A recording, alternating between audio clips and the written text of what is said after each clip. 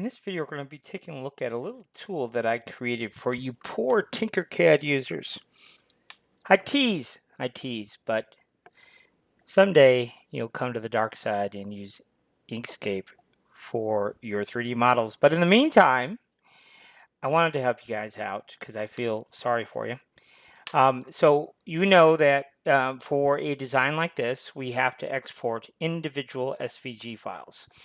And this could be, time consuming depending on the number of elements in your SVG file. In this case, we have 5 pieces. We have the blue, we have the red, we have the text, we have our backplates, and we have our little puppy here.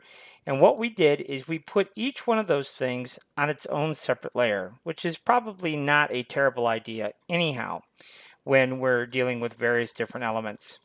But we can go up here to extensions and come down here to the STL3D warehouse, and we have a layer exporter where we can click this button here and we can pick a folder of where we want our export to happen. So there's my big dog, and we'll go ahead and select that.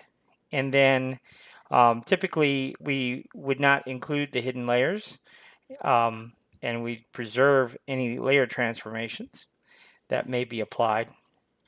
And then we'll just go ahead and hit apply. And you see all 5 of our SVGs have been exported. So if we go to our desktop here, you'll see here there is our folder of bits and bobs. And if we, let's just bring in our first, which is our backplate here. So you can see here, we'll bring that into InkScape here.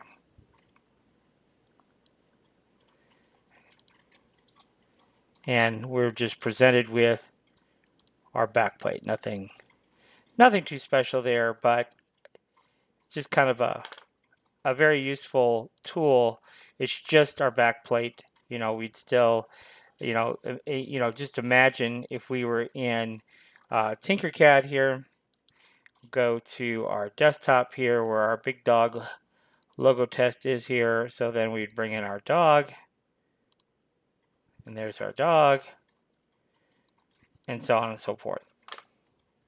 So that could be a very useful tool to automatically export your SVGs that you can then import into TinkerCAD. So I hope that little utility will help you out in at least generating your SVGs. It makes the process so much quicker. So until next time, thanks for watching.